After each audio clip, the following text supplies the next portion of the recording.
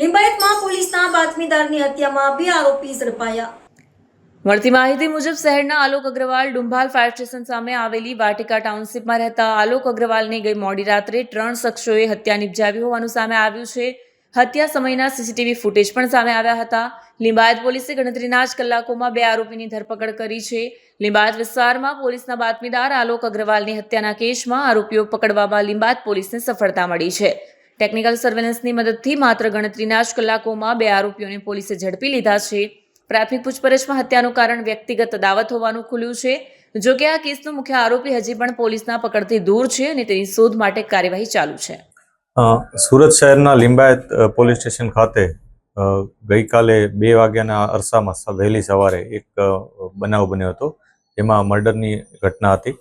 આ બનાવ અનુસંધાને પોલીસે તત્કાલ ત્યાંથી જે ઘટના બની હતી ત્યાંની વિગતો ચકાસવાની શરૂ કરી અને તરત જ જે ગણતરીના કલાકોમાં જે આરોપીઓ હતા એને આઈડેન્ટિફાઈ કરી અને એને પકડી પાડ્યા છે।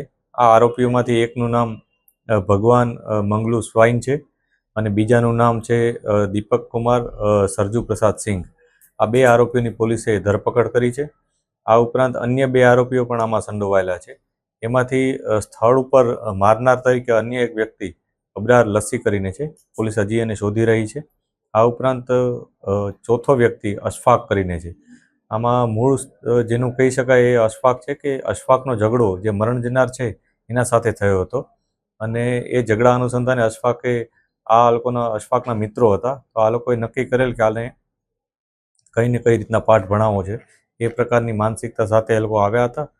ત્યાં જઈ અને એના સાથે આવી રીતના મારામારીનો બનાવ કરી અને એની હત્યા નિપજાવી હતી। આ બનાવ અનુસંધાને પોલીસે અન્ય જે 2 આરોપીઓ છે એની પણ ધરપકડની અત્યારે પ્રક્રિયા ચાલુ છે।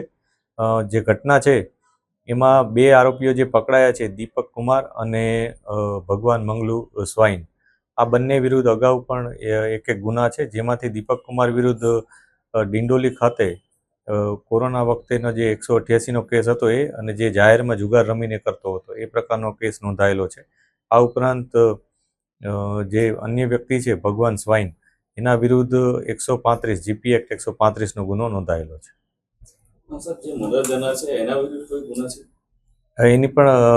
એના વિરુદ્ધ પણ કેટલાક ગુનાઓ છે, એની તપાસ અત્યારે ચાલુ છે। આ ઉપરાંત અન્ય જે લોકો સંકળાયેલા છે એના વિરુદ્ધ પણ અમે જે તપાસી રહ્યા છીએ કે એમાં કોણ કોણ કયા પ્રકારના ગુનાઓમાં સામેલ હતા। અને બીજી એક વસ્તુ એ છે કે આમાં જે લોકો ચોથાનું નામ આપે છે અશફાક, એના પણ એવિડન્સ અમે વેરીફાઈ કરી રહ્યા છીએ કે ખરેખર એ ઇન્વોલ્વ હતો, કઈ રીતના ઇન્વોલ્વ હતો, એ લોકોનો જે વાતચીત થઈ હતી એ વાતચીત અમે તપાસી રહ્યા છીએ અને એ મુજબ જે પણ એવિડન્સ મળશે એ મુજબ કાર્યવાહી કરવામાં આવશે।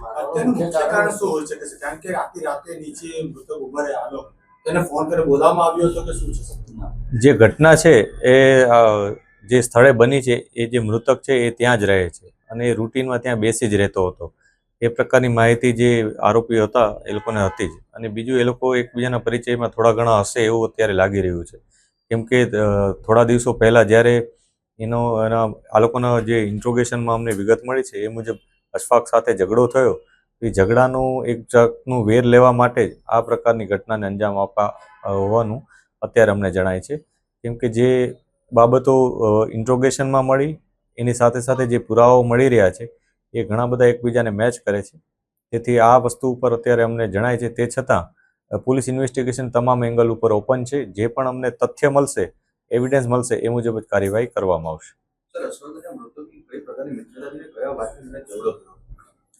અશફાકનું ઝઘડો કયા વાતને લઈને થયો હતો એ બાબત તો જ્યારે અમે અશફાકને પકડશું ત્યારે જ અમે કહી શકશું।